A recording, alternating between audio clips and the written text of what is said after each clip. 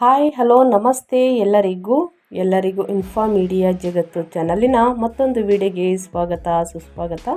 ಸ್ನೇಹಿತರೆ, ಎಲ್ಲರೂ ಹೇಗಿದ್ದೀರಾ? ಎಲ್ಲರೂ ಚೆನ್ನಾಗಿದ್ದೀರಾ ಅಂದ್ಕೊಂಡಿದ್ದೀನಿ. ನಾನು ಕೂಡ ತುಂಬಾ ಚೆನ್ನಾಗಿದ್ದೀನಿ. ಎಲ್ಲರೂ ಚೆನ್ನಾಗಿದ್ದೀರಾ ಅಂದ್ಕೊಂಡು ಭಾವಿಸ್ಕೊಂಡು ಇವತ್ತಿನ ಒಂದು ವಿಡಿಯೋನ ಶುರು ಮಾಡಿಬಿಡೋಣ. ಇವತ್ತಿನ ಒಂದು ವಿಡಿಯೋದಲ್ಲಿ ನಾಳೆ ಸ್ನೇಹಿತರೆ ಫೆಬ್ರವರಿ 17ನೇ ತಾರೀಕು ಅಮಾವಾಸ್ಯೆಯ ಜೊತೆಗೆ ವರ್ಷದ ಮೊದಲ ಸೂರ್ಯಗ್ರಹಣ ಇದೆ. ಇದು ಉಂಗುರ ಆಕಾರದಲ್ಲಿ ಸ್ನೇಹಿತರೆ ಸೂರ್ಯ ಗೋಚರ ಅಂತಲೇ ಹೇಳ್ಬೋದು.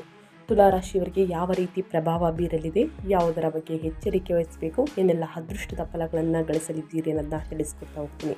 ಇದನ್ನೆಲ್ಲ ಕಂಪ್ಲೀಟಾಗಿ ತಿಳ್ಕೋಬೇಕು, ಸಣ್ಣ ಪುಟ್ಟ ಪರಿಹಾರಗಳನ್ನು ಫಾಲೋ ಮಾಡಬೇಕು ಅಂದರೆ ಎಲ್ಲೂ ಕೂಡ ವಿಡಿಯೋನ ಸ್ಕಿಪ್ ಮಾಡಬಾರ್ದು. ಅಂದರೆ ವಿಡಿಯೋನ ಕಟ್ ಮಾಡಿ ಹೊರಿಸ್ಕೊಂಡೋಗಿ ನೋಡಿದ್ರೆ ಫುಲ್ ಇನ್ಫಾರ್ಮೇಷನ್ ಅರ್ಥ ಆಗಲ್ಲ. ಸೊ ಹಾಗಾಗಿ ಎಲ್ಲ ವಿಡಿಯೋದಲ್ಲೂ ತಿಳಿಸ್ತಾ ಇರ್ತೀನಿ. ಮೊದಲಿಂದ ಕೊನೆ ತನಕ ವಿಡಿಯೋನ ವಾಚ್ ಮಾಡಿ. ವಿಡಿಯೋದಲ್ಲಿ ಒಳ್ಳೆ ಮಾಹಿತಿ ಸಿಕ್ಕಿದ್ದಲ್ಲಿ ತಪ್ಪದೆ ವಿಡಿಯೋಗೊಂದು ಲೈಕ್ ಕೊಟ್ಟು, ಇನ್ನೂ ನನ್ನ ಚಾನಲ್ನ ಸಬ್ಸ್ಕ್ರೈಬ್ ಮಾಡ್ಕೊಂಡಿಲ್ಲ ಅಂದರೆ ಇನ್ಫಾರ್ಮಿಡಿಯಾಗೆ ಸಬ್ಸ್ಕ್ರೈಬ್ ಆಗಿ ನಿಮ್ಮ ಅಭಿಪ್ರಾಯಗಳನ್ನು ಕಮೆಂಟ್ ಬಾಕ್ಸಲ್ಲಿ ತಿಳಿಸ್ಬೋದು. ಏನೇ ಕಮೆಂಟ್ ಮಾಡಲು ಕೂಡ ಆನ್ಸರ್ ಮಾಡ್ತೀನಿ ಅಂತ ಹೇಳ್ತಾ ವಿಡಿಯೋದ ಕಡೆ ಗಮನ ಕೊಟ್ಬಿಡೋಣ. ಫೆಬ್ರವರಿ 17ರಂದು ಕಂಕಣ ಸೂರ್ಯಗ್ರಹಣ ಸಂಭವಿಸಲಿದ್ದು ರಿಂಗ್ ಆಫ್ ಫೈರ್ ದೃಶ್ಯ ಜಗತ್ತಿನ ಹಲವೆಡೆ ಗೋಚರಿಸಲಿದೆ. ಭಾರತೀಯ ಕಾಲಮಾನದ ಪ್ರಕಾರ ಮಧ್ಯಾಹ್ನ 3:26ಕ್ಕೆ ಪ್ರಾರಂಭವಾಗಿ ಸಂಜೆ 7:57ಕ್ಕೆ ಮುಕ್ತಾಯಗೊಳ್ಳುತ್ತದೆ. ಭಾರತದಲ್ಲಿ ಈ ಗ್ರಹಣ ಗೋಚರಿಸಿದ ಕಾರಣ ಸ್ನೇಹಿತರೆ ಸೂತಕ ಇರುವುದಿಲ್ಲ. ಅಮೆರಿಕದ ನಾಸಾ ಸಂಸ್ಥೆ ಇದರ ನೇರ ಪ್ರಸಾರ ಮಾಡುವ ಸಾಧ್ಯತೆ ಇದೆ. ಮನೆಯಲ್ಲಿ ಆನ್ಲೈನ್ ಮೂಲಕ ವೀಕ್ಷಿಸಬಹುದು ಸ್ನೇಹಿತರೆ. ಸೊ ಹಾಗಾಗಿ ಸೂರ್ಯಗ್ರಹಣ ಸ್ನೇಹಿತರೆ ಕೆಲವು ದಿನಗಳಲ್ಲಿ ಆಕಾಶದಲ್ಲಿ ಅಪರೂಪದ ಖಗೋಳ ದೃಶ್ಯವೊಂದು ಮೂಡಲಿದೆ. ಫೆಬ್ರವರಿ 17ರಂದು ಕಂಕಣ ಸೂರ್ಯಗ್ರಹಣ ಸಂಭವಿಸಲಿದ್ದು ಜಗತ್ತಿನ ಹಲವೆಡೆ ರಿಂಗ್ ಆಫ್ ಫೈರ್ ಎಂಬ ಅದ್ಭುತ ದೃಶ್ಯ ಗೋಚರಿಸಲಿದೆ. ಭಾರತೀಯ ಕಾಲಮಾನದ ಪ್ರಕಾರ ಈ ಗ್ರಹಣ ಮಧ್ಯಾಹ್ನ 3:26ಕ್ಕೆ ಆರಂಭವಾಗಿ ಸಂಜೆ 7:57ಕ್ಕೆ ಮುಕ್ತಾಯಗೊಳ್ಳುತ್ತದೆ. ಒಟ್ಟು ಸುಮಾರು 4 ಗಂಟೆ 32 ನಿಮಿಷಗಳ ಕಾಲ ಈ ಗ್ರಹಣ ಪ್ರಕ್ರಿಯೆ ನಡೆಯಲಿದೆ ಅಂತಲೇ ಹೇಳಬಹುದು. ಗ್ರಹಣದ ಗರಿಷ್ಠ ಹಂತ ಸಂಜೆ 5:42ರ ಸುಮಾರಿಗೆ ಸಂಭವಿಸಲಿದೆ. ಈ ವೇಳೆ ಚಂದ್ರನು ಸೂರ್ಯನನ್ನು ಸಂಪೂರ್ಣ ಮುಚ್ಚದೆ ಸೂರ್ಯನ ಅಂಚುಗಳು ಬೆಂಕಿಯ ಉಂಗುರದಂತೆ ಹೊಳೆಯುತ್ತವೆ. ಈ ದೃಶ್ಯವೇ ರಿಂಗ್ ಆಫ್ ಫೈರ್ ಎಂದು ಕರೆಯಲ್ಪಡುತ್ತದೆ. ಗರಿಷ್ಠ ಹಂತವು ಸುಮಾರು 2 ನಿಮಿಷಗಳು 20 ಸೆಕೆಂಡ್ಗಳ ಕಾಲ ಮುಂದುವರಿದು ಬಳಿಕ ಗ್ರಹಣ ಕ್ರಮೇಣ ವೀಕ್ಷಿಸಿ ಅಂತ್ಯಗೊಳ್ಳುತ್ತದೆ ಅಂತಲೇ ಹೇಳ್ಬೋದು. ಕ್ಷೀಣವಾಗಿ ಸ್ನೇಹಿತರೆ, ಕಂಕಣ ಸೂರ್ಯಗ್ರಹಣವು ಸೂರ್ಯ, ಚಂದ್ರ ಮತ್ತು ಭೂಮಿ ಒಂದೇ ಸರಳ ರೇಖೆಯಲ್ಲಿ ಬಂದಾಗ ಸ್ನೇಹಿತರೆ ಉಂಟಾಗುತ್ತದೆ. ಆದರೆ ಚಂದ್ರನು ಭೂಮಿಯಿಂದ ಸ್ವಲ್ಪ ದೂರದಲ್ಲಿರುವ ಕಾರಣ ಸೂರ್ಯನಿಗಿಂತ ಸಣ್ಣದಾಗಿ ಕಾಣುತ್ತದೆ. ಈ ಕಾರಣದಿಂದ ಸೂರ್ಯನನ್ನು ಸಂಪೂರ್ಣ ಮುಚ್ಚಲು ಸಾಧ್ಯವಾಗದೆ ಸೂರ್ಯನು ಸುತ್ತಲೂ ಉಂಗುರದ ಆಕಾರದಲ್ಲಿ ಬೆಳಕು ಕಾಣಿಸುತ್ತದೆ. ಇದೇ ಈ ಗ್ರಹಣದ ವೈಶಿಷ್ಟ್ಯವಾಗಿದೆ ಸ್ನೇಹಿತರೆ. ಖಗೋಳಶಾಸ್ತ್ರ ಪ್ರಿಯರಿಗೆ ಅತ್ಯಂತ ಆಕರ್ಷಕ ಕ್ಷಣವಾಗಿರುತ್ತದೆ ಅಂತಲೇ ಹೇಳಬಹುದು. ಸೊ ಹಾಗಾಗಿ ಈ ಬಾರಿ ಈ ಅದ್ಭುತವನ್ನು ನೇರವಾಗಿ ವೀಕ್ಷಿಸುವ ಅವಕಾಶ ದೊರೆಯುವುದಿಲ್ಲ. ಭಾರತದಲ್ಲಿ ಕೂಡ ಅಲ್ಲದೆ ಏಷ್ಯಾದ ಬಹುತೇಕ ಭಾಗಗಳಲ್ಲಿ ಈ ಗ್ರಹಣ ಗೋಚರಿಸುವುದಿಲ್ಲ. ಹೀಗಾಗಿ ದೇಶದಲ್ಲಿ ಸೂತಕ ಮತ್ತು ವಿಶೇಷ ಧಾರ್ಮಿಕ ಆಚರಣೆಗಳು ಅವಶ್ಯಕತೆ ಇರುವುದಿಲ್ಲ. ಆದರೆ ಸ್ನೇಹಿತರೆ, ಅಮಾವಾಸ್ಯೆ ಇರುವ ಕಾರಣ ಸ್ನೇಹಿತರೆ ಅಂದರೆ ಗ್ರಹಣ ಒಟ್ಟಿಗೆ ಅಮಾವಾಸ್ಯೆ ಇರುವ ಕಾರಣ ಏನೆಲ್ಲ ಪ್ರಭಾವವನ್ನು ಬೀರಲಿದೆ, ಯಾವುದರ ಬಗ್ಗೆ ಮುನ್ನೆಚ್ಚರಿಕೆಗಳನ್ನು ತೆಗೆದುಕೊಳ್ಬೇಕು ಅನ್ನೋದನ್ನ ತಿಳಿಸ್ಕೊಡ್ತಾ ಹೋಗ್ತೀನಿ. ಇವಾಗೆಲ್ಲೂ ಕೂಡ ಸ್ಕಿಪ್ ಮಾಡ್ದೇ ಮೊದಲಿಂದ ಕೊನೆ ತನಕ ವಾಚ್ ಮಾಡಿ ವಿಡಿಯೋಗೊಂದು ಲೈಕ್ ಕೊಡಿ ಸ್ನೇಹಿತರೆ. ಮೊದಲನೇದಾಗಿ ತುಲಾರಾಶಿಯವರಿಗೆ ಒಟ್ಟಾರೆಯಾಗಿ ಏನೆಲ್ಲ ಭವಿಷ್ಯವನ್ನು ನೋಡಲಿದ್ದೀರಿ, ಯಾವುದರ ಬಗ್ಗೆ ಮುನ್ನೆಚ್ಚರಿಕೆಗಳನ್ನು ತೆಗೆದುಕೊಳ್ಬೇಕು ತುಲಾರಾಶಿಯವರು ಅನ್ನೋದನ್ನ ತಿಳಿಸ್ಕೊಡ್ತಾ ಹೋಗ್ತೀನಿ. ತುಲಾರಾಶಿಯವರಿಗೆ ಬಹಳ ಅಂದರೆ ಬಹಳ ಅದೃಷ್ಟ ಸ್ನೇಹಿತರೆ. ಆದರೆ ಈ ಸಮಯದಲ್ಲಿ ಬಹಳಷ್ಟು ಎಚ್ಚರಿಕೆ ವಹಿಸಬೇಕು. ಯಾಕಂದರೆ ಒಟ್ಟಾರೆಯಾಗಿ ಗ್ರಹಗಳ ಸಂಚಾರ ಮತ್ತು ಗ್ರಹಗಳ ಸ್ಥಾನ ಬದಲಾವಣೆ ತುಲಾರಾಶಿಯವರಿಗೆ ಒಂದಲ್ಲ ಒಂದು ರೀತಿಯಲ್ಲಿ ಸಮಸ್ಯೆಗಳು ಎದುರಾಗಲಿದೆ. ಒಂದಲ್ಲ ಒಂದು ರೀತಿಯಲ್ಲಿ ಅದೃಷ್ಟವನ್ನು ನೋಡಲಿದ್ದೀರಿ. ಅದು ನಿಮ್ಮ ವ್ಯಾಪಾರದಲ್ಲಾಗಬಹುದು, ವ್ಯವಹಾರದಲ್ಲಾಗಬಹುದು, ಹಣಕಾಸಿನಲ್ಲಾಗ್ಬೋದು, ನಿಮ್ಮ ವೃತ್ತಿ ಜೀವನದಲ್ಲಾಗ್ಬೋದು. ಒಟ್ಟಾರೆಯಾಗಿ ತುಲಾರಾಶಿಯವರು ಯಾವುದರ ಬಗ್ಗೆ ಎಚ್ಚರಿಕೆ ವಹಿಸಬೇಕು, ಏನೆಲ್ಲ ಅದೃಷ್ಟವನ್ನು ಗಳಿಸಲಿದ್ದೀರಿ ಅನ್ನೋದನ್ನ ತಿಳಿಸ್ಕೊಡ್ತಾ ಹೋಗ್ತೀನಿ. ಮೊದಲನೇದಾಗಿ ಈ ದಿನ ಗ್ರಹಗಳ ಸಂಚಾರ ಮತ್ತು ಗ್ರಹಗಳ ಸ್ಥಾನ ಬದಲಾವಣೆ, ಗ್ರಹಗಳ ಪ್ರಭಾವ ಹೇಗಿರಲಿದೆ ಅನ್ನೋದಾದರೆ ಸ್ನೇಹಿತರೆ ತುಲಾರಾಶಿಯವರಿಗೆ ಸಾಕಷ್ಟು ಬದಲಾವಣೆ ನಿಮ್ಮ ಮಕ್ಕಳಿಂದ ಸಾಕಷ್ಟು ಅದೃಷ್ಟವನ್ನು ನೋಡಲಿದ್ದೀರಿ ಸ್ನೇಹಿತರೆ.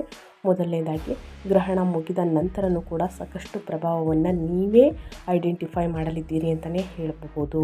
ತುಲಾ ರಾಶಿಯವರಿಗೆ 2026 ಫೆಬ್ರವರಿ 17ರಿಂದ ಸ್ನೇಹಿತರೆ ಯಾವ ರೀತಿ ಪ್ರಭಾವ ಬೀರಲಿದೆ ಅಂದರೆ 2026 ಸಂತೋಷದ, ಸೃಜನಶೀಲತೆ ಮತ್ತು ಪೂರ್ವ ಪುಣ್ಯದ ಫಲಗಳನ್ನು ಹೊಂದುವಂತಹ ತಿಂಗಳು ಇದಾಗಿರುತ್ತದೆ.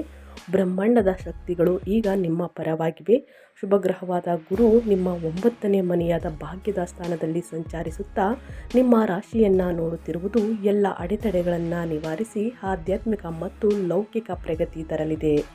ಅದೇ ಸಮಯದಲ್ಲಿ ನಿಮ್ಮ 5ನೇ ಮನೆಯಲ್ಲಿ ಕುಂಭ ರಾಶಿಯಲ್ಲಿ ಬೃಹತ್ ಗ್ರಹಗಳ ಸಂಗಮವಾಗುತ್ತಿದೆ. ಈ ಸ್ಥಾನವು ಪ್ರೇಮ, ಸಂತಾನ ಮತ್ತು ಬುದ್ಧಿವಂತಿಕೆಯನ್ನು ಸೂಚಿಸುತ್ತದೆ. ನೀವು ಈ ತಿಂಗಳು ಹೆಚ್ಚು ಕಲಾತ್ಮಕವಾಗಿ ಸ್ನೇಹಿತರೆ ಮತ್ತು ಉತ್ಸಾಹದಿಂದ ಇರುವಿರಿ. ಹೊಸ ಯೋಜನೆಗಳನ್ನು ಆರಂಭಿಸಲು, ಪ್ರೀತಿಯಲ್ಲೇ ಬೀಳಲು ಅಥವಾ ಮಕ್ಕಳೊಂದಿಗೆ ಗುಣಮಟ್ಟದ ಸಮಯವನ್ನು ಕಳೆಯಲು ಇದು ಅತ್ಯಂತ ಸೂಕ್ತ ಸಮಯ ಅಂತಲೇ ಹೇಳಬಹುದು. ಇನ್ನು ಯಾವ ರೀತಿ ಗ್ರಹಗಳ ಸಂಚಾರ ಇದೆ, ಏನೆಲ್ಲ ಪ್ರಭಾವವನ್ನು ಬೀರಲಿದೆ ಅಂದರೆ ಮೊದಲನೇದಾಗಿ ಸೂರ್ಯ 5ನೇ ಮನೆಯಲ್ಲಿ ಕುಂಭದಲ್ಲಿ ಪ್ರತಿಭೆಗೆ ಮನ್ನಣೆ ಮತ್ತು ಹೂಡಿಕೆಯನ್ನು ಪ್ರಭಾವ ಬೀರಲಿದೆ. ಇನ್ನು ನಿಮ್ಮ ರಾಶಿಯ ಅಧಿಪತಿ ಶುಕ್ರ 5ನೇ ಮನೆಗೆ ಕುಂಭದಲ್ಲಿ ಸಂಚಾರವನ್ನು ಮಾಡಲಿದೆ. ಪ್ರೇಮ ಜೀವನ, ಕಲೆ ಮತ್ತು ಆಕಸ್ಮಿಕ ಲಾಭ. ಶನಿ ಯೋಗ 6ನೇ ಮನೆಯಲ್ಲಿ ಸ್ನೇಹಿತರೆ ಶನಿಕಾರಕ ಅಂತಲೇ ಹೇಳಬಹುದು, ಮೀನದಲ್ಲಿ ಸಂಚಾರವನ್ನು ಮಾಡಲಿದೆ. ಆರೋಗ್ಯ, ಶಿಸ್ತು ಮತ್ತು ಸೇವೆ. ಮಂಗಳ 4ನೇ ಮನೆಯ ನಂತರ 5ನೇ ಮನೆಗೆ ಸ್ಥಳಾಂತರಗೊಂಡು ಸ್ಥಿರಾಸ್ತಿ, ವ್ಯವಹಾರ, ವ್ಯಾಪಾರ, ನಂತರ ಪ್ರೇಮದಲ್ಲಿ ತೀವ್ರತೆ ಅಂತಲೇ ಹೇಳ್ಬೋದು. ಗುರು 9ನೇ ಮನೆಯಲ್ಲಿ ಮಿಥುನದಲ್ಲಿ ಯಾವ ರೀತಿ ಪ್ರಭಾವ ಬೀರಲಿದೆ ಅಂದರೆ ನಿಮ್ಮ ಭಾಗ್ಯೋದಯ, ಉನ್ನತ ಶಿಕ್ಷಣ ಮತ್ತು ಪ್ರಯಾಣ ಈ ರೀತಿ ಪ್ರಭಾವ ಬೀರಲಿದೆ. ಒಟ್ಟಾರೆಯಾಗಿ ಹೇಳೋದಾದರೆ ಏನೆಲ್ಲ ಫಲಿತಾಂಶವನ್ನು ನೋಡಲಿದ್ದೀರಿ ವೃತ್ತಿ, ವ್ಯಾಪಾರ, ವ್ಯವಹಾರದಲ್ಲಿ ಅನ್ನೋದಾದರೆ ಅದಿಯಾಗೋ ಸ್ನೇಹಿತರೆ ಫೆಬ್ರವರಿ 17ರ ನಂತರ 6ನೇ ಮನೆಯಲ್ಲಿರುವ ಶನಿಯು ನಿಮ್ಮನ್ನು ಸೋಮಾರಿಯಾಗದಂತೆ ನೋಡಿಕೊಳ್ಳುತ್ತಾರೆ. ದೈನಂದಿನ ಕೆಲಸಗಳನ್ನು ಶಿಸ್ತಿನಿಂದ ಪೂರ್ಣಗೊಳಿಸಲು ಮತ್ತು ಒತ್ತಾಯಿಸುತ್ತದೆ. ಕೆಲಸದ ಸ್ಥಳದಲ್ಲಿ ಕೆಳ ಹಂತದ ನೌಕರರೊಂದಿಗೆ ಸಣ್ಣ ಪುಟ್ಟ ಭಿನ್ನಾಭಿಪ್ರಾಯಗಳು ಬರಬಹುದು. ಆದರೆ ನಿಮ್ಮ ಮಾತುಗಾರಿಕೆ ಮತ್ತು ವಿವೇಚನೆಯಿಂದ ನೀವು ಪರಿಸ್ಥಿತಿಯನ್ನು ಸುಲಭವಾಗಿ ನಿಭಾಯಿಸಬಲ್ಲರಿ. ವೃತ್ತಿ ಜೀವನದಲ್ಲಿ ನಿಮ್ಮ ನ್ಯೂನತೆ ಆಲೋಚನೆಗಳಿಗೆ ಈ ತಿಂಗಳು ಭಾರಿ ಬೆಲೆ ಸಿಗಲಿದೆ. 5ನೇ ಮನೆಯ ಬಲದಿಂದಾಗಿ ನೀವು ಆಲೋಚನಾ ಕ್ರಮದಲ್ಲಿ ಬದಲಾವಣೆಯನ್ನು ತರಲಿದ್ದೀರಿ. ನೀವು ಮಾಧ್ಯಮ, ವಿನ್ಯಾಸ, ಮನೋರಂಜನೆ ಅಥವಾ ಶಿಕ್ಷಣ ಕ್ಷೇತ್ರದಲ್ಲಿ ಕೆಲಸ ಮಾಡುತ್ತಿದ್ದರೆ ಸೂರ್ಯಗ್ರಹಣ ಮುಗಿದ ನಂತರ ಎಲ್ಲದಕ್ಕೂ ಕೂಡ ಸುವರ್ಣ ಕಾಲ ಶುರು ಅಂತಲೇ ಹೇಳಬಹುದು. ನಿಮ್ಮ ವಿಶಿಷ್ಟ ಪರಿಹಾರಗಳನ್ನು ಎಲ್ಲರೂ ಮೆಚ್ಚುವರು. 9ನೇ ಮನೆಯಲ್ಲಿರುವ ಗುರು ಸಲಹೆಗಾರರು ಮತ್ತು ಶಿಕ್ಷಕರಿಗೆ ವೃತ್ತಿಯಲ್ಲಿ ಉನ್ನತ ಸ್ಥಾನ ತಂದುಕೊಳ್ಳಲಿದ್ದಾರೆ. ಇನ್ನು ಅದೇ ರೀತಿ ಹಣಕಾಸಿನ ಬಗ್ಗೆ ಹೇಳೋದಾದರೆ ಏನೆಲ್ಲ ಬದಲಾವಣೆಯನ್ನು ಸೂಚಿಸಲಾಗಿದೆ, ಯಾವುದರ ಬಗ್ಗೆ ಎಚ್ಚರಿಕೆ ವಹಿಸಬೇಕು ಅಂದರೆ ಒಂದು ಎಚ್ಚರಿಕೆ ಇದೆ ಸ್ನೇಹಿತರೆ. ಫೆಬ್ರವರಿ 17ರಿಂದ 5ನೇ ಮನೆಯಲ್ಲಿರುವ ರಾಹುವು ಅತಿಯಾದ ಆಸೆಯನ್ನು ಹುಟ್ಟಿಸಬಹುದು. ಹಠಾತ್ ಶ್ರೀಮಂತರಾಗುವ ಯೋಚನೆಗಳಿಗೆ ಮರು ಹೋಗಬೇಡಿ ಸ್ನೇಹಿತರೆ. ಈ ರೀತಿ ಮಾರು ಹೋಗಬೇಡಿ, ಜೂಜಾಟದಿಂದ ದೂರವಿರಿ. ಬುಧನ ಚತುರತೆಯಿಂದ ಮಾಡುವ ವೇಚನಯುತ ಹೂಡಿಕೆ ಮಾತ್ರ ನಿಮಗೆ ಲಾಭ ತಂದುಕೊಡಲಿದೆ. ತಿಂಗಳ ದ್ವಿತೀಯಾರ್ಧದಲ್ಲಿ ಸ್ಥಿರಾಸ್ತಿ ವ್ಯವಹಾರಗಳಿಂದ ಲಾಭ ಸಿಗುವ ಸಾಧ್ಯತೆ ಇದೆ. ವಿಶೇಷವಾಗಿ ಷೇರು ಮಾರುಕಟ್ಟೆ ಅಥವಾ ಆರ್ಥಿಕವಾಗಿ ಇದು ಭರವಸೆಯ ತಿಂಗಳು ಮೊದಲನೇದಾಗಿ ತಿಳ್ಕೊಳ್ಳಿ. ವ್ಯಾಪಾರದಲ್ಲಿ ತೊಡಗಿರುವವರಿಗೆ ಶುಭ ಫಲಗಳಿವೆ. 5ನೇ ಮನೆಯು ಹೂಡಿಕೆಯನ್ನು ಸೂಚಿಸುತ್ತದೆ ಮತ್ತು ಅಲ್ಲಿ ಲಾಭಾಧಿಪತಿ ಸೂರ್ಯ ಮತ್ತು ನಿಮ್ಮ ರಾಶಿಯ ಅಧಿಪತಿ ಶುಕ್ರ ಇರುವುದರಿಂದ ಧನವೃದ್ಧಿ ಯೋಗ ಸೃಷ್ಟಿಯಾಗಲಿದೆ. ಹಳೆಯ ಹೂಡಿಕೆಗಳಿಂದ ಅಥವಾ ಸೃಜನಶೀಲ ಕೆಲಸಗಳಿಂದ ಹಣ ಬರಲಿದೆ. ಮನೋರಂಜನೆ ಅಥವಾ ಮಕ್ಕಳಿಗಾಗಿ ಹಣ ವ್ಯಯಿಸುವಂತಹ ಸಾಧ್ಯತೆ ಇದೆ ಸ್ನೇಹಿತರೆ. ಹಾಗಾಗಿ ಯಾರ ಮಾತನ್ನು ಕೇಳಿ ಹಣಕಾಸಿನ ವಿಚಾರದಲ್ಲಿ ಯಾವುದೇ ಕಾರಣಕ್ಕೂ ಸ್ನೇಹಿತರೆ ಮಾರಿ ಹೋಗಬೇಡಿ ಸ್ನೇಹಿತರೆ. ಅಂದರೆ ಮಾರು ಹೋಗಬೇಡಿ ಅಂತಂದರೆ ಬೇಗ ಮರುಳಾಗಬೇಡಿ ಸ್ನೇಹಿತರೆ. ಜೂಜಾಟದಿಂದ ಆದಷ್ಟು ದೂರವಿರಿ. ಬೇಗ ಶ್ರೀಮಂತರಾಗಬೇಕು, ಬೇಗ ನಾವು ಸಂಪಾದನೆ ಮಾಡಬೇಕು ಅಂತ 3ನೇ ದಾರಿ ಹಿಡಿಯುವುದಕ್ಕೆ ಹೋಗಬೇಡಿ, ಒಳಿತಲ್ಲ ಇದು. ಇನ್ನು ನಿಮ್ಮ ಆರೋಗ್ಯ ಮತ್ತು ಕ್ಷೇಮ ಬಗ್ಗೆ ಹೇಳೋದಾದರೆ ಸ್ನೇಹಿತರೆ ಸೂರ್ಯಗ್ರಹಣದಿಂದ ಏನೆಲ್ಲ ಬದಲಾವಣೆಯನ್ನು ನೋಡಲಿದ್ದೀರಿ, ಯಾಕಂದರೆ ಗ್ರಹಗಳ ಸಂಯೋಗ, ಗ್ರಹಗಳ ಸಂಚಾರ ಸಾಕಷ್ಟು ಇರುವುದರಿಂದ ಏನೆಲ್ಲ ಫಲಿತಾಂಶವನ್ನು ನೋಡಲಿದ್ದೀರಿ ಅಂದರೆ ಲಗ್ನದ ಮೇಲೆ ಗುರುವಿನ ದೃಷ್ಟಿ ಇರುವುದರಿಂದ ನಿಮ್ಮ ಆರೋಗ್ಯ ಸಾಮಾನ್ಯವಾಗಿ ಉತ್ತಮವಾಗಿರುತ್ತದೆ. ನಿಮ್ಮ ರೋಗ ನಿರೋಧಕ ಶಕ್ತಿ ಹೆಚ್ಚಾಗಲಿದ್ದು ಮನಸ್ಸು ಸಕಾರಾತ್ಮಕವಾಗಿರಲಿದೆ. 6ನೇ ಮನೆಯಲ್ಲಿರುವ ಶನಿಯು ಆರೋಗ್ಯದ ಬಗ್ಗೆ ಶಿಸ್ತನ್ನು ಕಾಪಾಡಲು ಸಹಾಯವನ್ನು ಮಾಡುತ್ತಾರೆ. ಈ ಸಮಯದಲ್ಲಿ ನೀವು ಆರಂಭಿಸುವ ಹೊಸ ಆಹಾರ ಪದ್ಧತಿ ಅಥವಾ ವ್ಯಾಯಾಮವು ದೀರ್ಘಕಾಲದವರೆಗೆ ನಿಮಗೆ ಲಾಭ ನೀಡಲಿದೆ. ಆದರೆ ಹೊಟ್ಟೆ ಅಥವಾ ಜೀರ್ಣಕ್ರಿಯೆಯ ಬಗ್ಗೆ ಸ್ವಲ್ಪ ಗಮನವಿರಲಿ. 5ನೇ ಮನೆಯಲ್ಲಿರುವಂತಹ ಅತಿಯಾದ ಗ್ರಹಗಳ ಸಂಚಾರ ಇರುವುದರಿಂದ ಅತಿಯಾದ ಮಸಾಲೆ ಅಥವಾ ಹೊರಗಿನ ಆಹಾರ ಸೇವನೆಯಿಂದ ಅಸಿಡಿಟಿ ಉಂಟಾಗಬಹುದು. ಗರ್ಭಿಣಿಯರು ತಿಂಗಳ ಕೊನೆಯ ವಾರದಲ್ಲಿ ಹೆಚ್ಚಿನ ಜಾಗರೂಕತೆ ವಹಿಸಬೇಕು ಮತ್ತು ಅನಗತ್ಯ ಪ್ರಯಾಣ ಅಥವಾ ಒತ್ತಡವನ್ನು ಆದಷ್ಟು ತಪ್ಪಿಸಬೇಕು ಸ್ನೇಹಿತರೆ. ಇನ್ನು ಹೊರಗಿನ ತಿಂಡಿ ತಿನಿಸುಗಳನ್ನು ತಿನ್ನುವುದರಿಂದ, ಮಸಾಲೆಯುಕ್ತ ಊಟವನ್ನು ಮಾಡುವುದರಿಂದ ಹೊಟ್ಟೆ ನೋವು ಜೊತೆಗೆ ಅಸಿಡಿಟಿ ಉಂಟಾಗಲಿದೆ.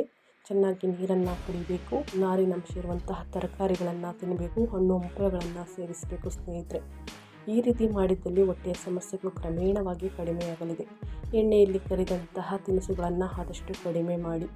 ಪ್ರತಿದಿನ ಲಘು ವ್ಯಾಯಾಮವನ್ನು ಮಾಡಿ, ಪ್ರಾಣಾಯಾಮವನ್ನು ಮಾಡಿ, ಮೆಡಿಟೇಷನನ್ನು ಮಾಡಿ, ವಾಕಿಂಗನ್ನು ಮಾಡಿ. ಈ ರೀತಿ ಮಾಡುವುದರಿಂದ ಉನ್ನತ ಆರೋಗ್ಯವನ್ನು ಮುಂದಿನ ದಿನಗಳಲ್ಲಿ ಗಳಿಸಲಿದ್ದೀರಿ. ತಪ್ಪದೆ ಈ ಸಣ್ಣ ಪುಟ್ಟ ಅಭ್ಯಾಸಗಳನ್ನು ನಿಮ್ಮ ದಿನಚರಿಯಲ್ಲಿ ಅಳವಡಿಸಿಕೊಳ್ಳಿ, ಒಳಿತಾಗಲಿದೆ. ಸೊ ಹಾಗಾಗಿ ಏನೆಲ್ಲ ಬದಲಾವಣೆಯನ್ನು ನಿಮ್ಮ ಹೆಲ್ತಲ್ಲಿ ನೋಡಲಿದ್ದೀರಿ ಅನ್ನೋದನ್ನ ಒಟ್ಟಾರೆಯಾಗಿ ತಿಳಿಸ್ಕೊಟ್ಟಾಯಿತು. ಇನ್ನು ಕುಟುಂಬ ಮತ್ತು ಸಂಬಂಧಗಳ ಬಗ್ಗೆ ಹೇಳೋದರೆ, ನಿಮ್ಮ ವೈಯಕ್ತಿಕ ಜೀವನದಲ್ಲಿ, ನಿಮ್ಮ ಪ್ರೇಮ ಜೀವನದಲ್ಲಿ ಏನೆಲ್ಲ ಬದಲಾವಣೆಯನ್ನು ನೋಡಲಿದ್ದೀರಿ, ಯಾವುದರ ಬಗ್ಗೆ ಮುನ್ನೆಚ್ಚರಿಕೆಗಳನ್ನು ತೆಗೆದುಕೊಳ್ಬೇಕು ಅನ್ನೋದನ್ನ ತಿಳಿಸ್ಕೊಡ್ತಾಯಿದ್ದೀನಿ ಸ್ನೇಹಿತರೆ. ಪ್ರೇಮ ಜೀವನದಲ್ಲಿ ಹೊಸ ಸಂಚಲನ ಅಂತಲೇ ಹೇಳ್ಬೋದು.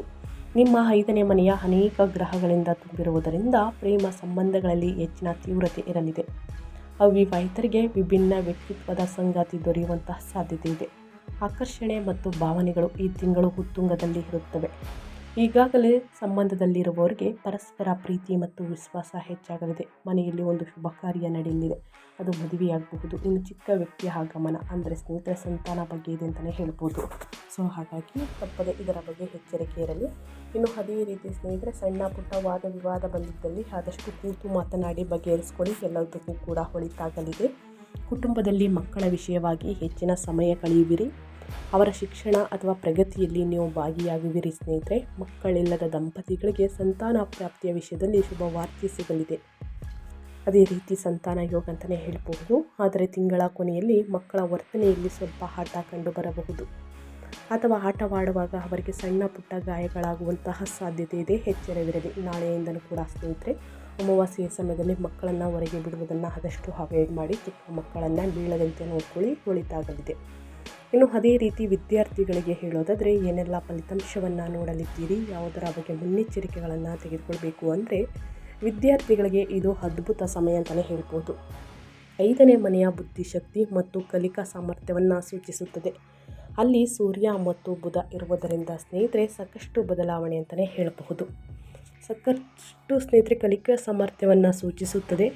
ಅಲ್ಲಿ ಸೂರ್ಯ ಮತ್ತು ಬುಧ ಇರುವುದರಿಂದ ಸ್ನೇಹಿತರೆ ನಿಮ್ಮ ಗ್ರಹಣ ಶಕ್ತಿ ಚುರುಕಾಗಿರುತ್ತದೆ. ಸ್ಪರ್ಧಾತ್ಮಕ ಪರೀಕ್ಷೆಗಳು, ಕ್ವಿಜ್ ಅಥವಾ ಚರ್ಚಾ ಸ್ಪರ್ಧೆಗಳಲ್ಲಿ ನೀವು ಜಯಶಾಲಿಯಾಗಿರಲಿದ್ದೀರಿ. ಕಲೆ, ಫ್ಯಾಷನ್ ಅಥವಾ ಸಾಹಿತ್ಯ ಕ್ಷೇತ್ರದಲ್ಲಿ ವಿದ್ಯಾರ್ಥಿಗಳಿಗೆ ಹೊಸ ಆಲೋಚನೆಗಳು ಒಳೆಯಲಿವೆ. ಉನ್ನತ ಶಿಕ್ಷಣಕ್ಕಾಗಿ ಪ್ರಯತ್ನಿಸುತ್ತಿರುವವರಿಗೆ 9ನೇ ಮನೆಯ ಗುರುವು ವರದಾನವಾಗಲಿದ್ದಾರೆ. ವಿದೇಶಿ ವಿಶ್ವವಿದ್ಯಾಲಯಗಳಿಗೆ ಅರ್ಜಿ ಸಲ್ಲಿಸಲು ಇದು ಸಕಾಲ. ಆದರೆ ರಾಹುವಿನ ಪ್ರಭಾವದಿಂದ ಸ್ನೇಹಿತರೊಂದಿಗೆ ಅತಿಯಾಗಿ ಸಮಯ ಕಳೆದು ಓದುವುದನ್ನು ನಿರ್ಲಕ್ಷಿಸಬೇಡಿ ಸ್ನೇಹಿತರೆ. ಸೊ ಹಾಗಾಗಿ ಪ್ರತಿದಿನ ಅಧ್ಯಯನದ ಕಡೆ ಗಮನ ಕೊಡಿ. ಉನ್ನತ ಫಲಿತಾಂಶವನ್ನು ಗಳಿಸುವುದಕ್ಕೆ ದಾರಿ ಮಾಡಿಕೊಡಲಿದೆ ಸ್ನೇಹಿತರೆ. ಇನ್ನು ಅಮಾವಾಸ್ಯೆ ಮುಗಿದ ನಂತರ ಮತ್ತು ಸೂರ್ಯಗ್ರಹಣ ಮುಗಿದ ನಂತರ ಈ ಪರಿಹಾರವನ್ನು ಮಾಡಿ. ನಿಮ್ಮ ಜೀವನದಲ್ಲಿ ಎಷ್ಟೇ ಕಷ್ಟಗಳು, ಸಮಸ್ಯೆಗಳು, ಅಡೆತಡೆಗಳು, ವಿಳಂಬಗಳು ಇದ್ದಲ್ಲಿ ಸಂಪೂರ್ಣವಾಗಿ ನಿವಾರಣೆಯಾಗಲಿದೆ. ಈ ಅದೃಷ್ಟದ ಅವಧಿಯನ್ನು ಸದುಪಯೋಗಪಡಿಸಿಕೊಳ್ಳಲು, ನಕಾರಾತ್ಮಕ ಶಕ್ತಿಯನ್ನು ತಡೆಯಲು ತುಲಾರಾಶಿಯವರು ನಾನು ಹೇಳುವಂತಹ ಪರಿಹಾರಗಳನ್ನು ಫಾಲೋ ಮಾಡಬೇಕಾಗುತ್ತದೆ. ಮೊದಲನೇದಾಗಿ ಮಹಾಲಕ್ಷ್ಮಿ ಆರಾಧನೆಯನ್ನು ಮಾಡಿ. ನಿಮ್ಮ ರಾಶಿಯ ಅಧಿಪತಿ ಶುಕ್ರನ ಬಲ ಹೆಚ್ಚಿಸಲು ಪ್ರತಿ ಶುಕ್ರವಾರ ಲಕ್ಷ್ಮೀ ದೇವಿಗೆ ಬಿಳಿ ಹೂವು ಅಥವಾ ಕಮಲದ ಹೂವನ್ನು ಅರ್ಪಿಸಿ. ಇನ್ನು ಮುತ್ತೈದೆಯರಿಗೆ ಸ್ನೇಹಿತರೆ ಒಂದು 5 ಜನರಿಗೆ ತಾಂಬೂಲವನ್ನು ಕೊಡಿ ಸ್ನೇಹಿತರೆ, ಒಳಿತಾಗಲಿದೆ. ಇದರಿಂದ ವ್ಯಾಪಾರ ವ್ಯವಹಾರದಲ್ಲಿ ಲಾಭವನ್ನು ಗಳಿಸಲಿದ್ದೀರಿ. ಇನ್ನು ಗುರುಗಳ ಆಶೀರ್ವಾದ. 9ನೇ ಮನೆಯ ಗುರುವಿನ ಶುಭ ಫಲಿತಾಂಶಗಳಿಗಾಗಿ ಗುರುವಾರದಂದು ದೇವಸ್ಥಾನಕ್ಕೆ ಭೇಟಿ ನೀಡಿ ಗುರು ಸಮಾನ ವ್ಯಕ್ತಿಗಳಿಗೆ ಗೌರವವನ್ನು ನೀಡಿ. ಅದೇ ರೀತಿ ಮನಸ್ಸಿನ ಶಾಂತಿಗಾಗಿ 5ನೇ ಮನೆಯ ರಾಹುವಿನಿಂದ ಉಂಟಾಗುವ ಗೊಂದಲ ತಡೆಯಲು ಪ್ರತಿದಿನ ಶಿವನ ಧ್ಯಾನ ಮಾಡಿ. ನಾಳೆ ಸೂರ್ಯನ ಮಂತ್ರವನ್ನು 108 ಬಾರಿ ಹೇಳುವುದು ಉತ್ತಮ. ಸೂರ್ಯಗ್ರಹಣದ ಸಮಯದಲ್ಲಿ ಇನ್ನು ದಾನ ಸ್ನೇಹಿತರೆ, ಬಡ ಮಕ್ಕಳಿಗೆ ಶಾಲಾ ಪರಿಕರಣಗಳನ್ನು, ಪುಸ್ತಕ, ಪೆನ್ನು, ಬ್ಯಾಗು ದಾನ ಮಾಡಿ. ಇದು ಪಂಚಮ ಭಾವಕ್ಕೆ ಅತ್ಯುತ್ತಮ ಪರಿಹಾರವಾಗಿದೆ. ಈ ಸಣ್ಣ ಪುಟ್ಟ ಪರಿಹಾರವನ್ನು ಪ್ರತಿಯೊಬ್ಬರೂ ಮಾಡ್ಬೋದು ಸ್ನೇಹಿತರೆ. ನಾಳೆ ನೀವು ಬಳಸುವಂತಹ ಪದಾರ್ಥಗಳಿಗೆ ಅಂದರೆ ಸ್ನೇಹಿತರೆ, ಅಕ್ಕಿ, ರಾಗಿ ಹಿಟ್ಟು, ಗೋಧಿ ಹಿಟ್ಟು ಮತ್ತು ನೀರು ಸ್ನೇಹಿತರೆ, ನೀವು ಮಾಡುವಂತಹ ತಯಾರಿಸಿದಂತಹ ಆಹಾರಕ್ಕೆ ಸ್ನೇಹಿತರೆ ತುಳಸಿ ಎಲೆ ಅಥವಾ ಗರಿಗೆಯನ್ನು ಪ್ರತಿಯೊಂದಕ್ಕೂ ಸ್ನೇಹಿತರೆ ಇಡುವುದು ಉತ್ತಮ. ಇದು ಗ್ರಹಣದ ದೋಷಗಳನ್ನು ತಡೆಗಟ್ಟುತ್ತದೆ ಸ್ನೇಹಿತರೆ. ಸೊ ಹಾಗಾಗಿ ತಪ್ಪದೆ ಈ ಒಂದು ಪರಿಹಾರವನ್ನು ಕಡ್ಡಾಯವಾಗಿ ಮಾಡಿ ಅಂತ ಹೇಳ್ತಾ ನಾನು ವಿಡಿಯೋನ ಎಂಡ್ ಮಾಡ್ತಾ ಇದ್ದೀನಿ. ಇವತ್ತಿನ ಒಂದು ವಿಡಿಯೋದಲ್ಲಿ ಸಂಪೂರ್ಣ ಮಾಹಿತಿ ಸಿಕ್ಕಿದ್ದಲ್ಲಿ, ಈ ವಿಡಿಯೋ ಯೂಸ್ಫುಲ್ ಅನಿಸಿದ್ದಲ್ಲಿ ವಿಡಿಯೋಗೆ ಲೈಕ್ ಮಾಡಿ, ಕಮೆಂಟ್ ಮಾಡಿ, ನಿಮ್ಮ ಅಭಿಪ್ರಾಯವನ್ನು ತಿಳಿಸಿ. ಯಾರೆಲ್ಲ ಸಬ್ಸ್ಕ್ರೈಬ್ ಮಾಡಿಕೊಂಡು ಪ್ರತಿನಿತ್ಯ ವಿಡಿಯೋ ವಾಚ್ ಮಾಡ್ತಿದ್ದೀರಾ ಅಂಥವರಿಗೆ ಥ್ಯಾಂಕ್ ಯು ಸೋ ಮಚ್ ಅಂತ ಹೇಳ್ತಾ, ನಿಮಗೂ ಮತ್ತು ನಿಮ್ಮ ಕುಟುಂಬಕ್ಕೆ ತುಂಬಾ ಒಳ್ಳೆಯದಾಗಲಿ. ಮತ್ತೊಂದು ವಿಡಿಯೋದಲ್ಲಿ ಸಿಗ್ತೀನಿ. Thank you for watching.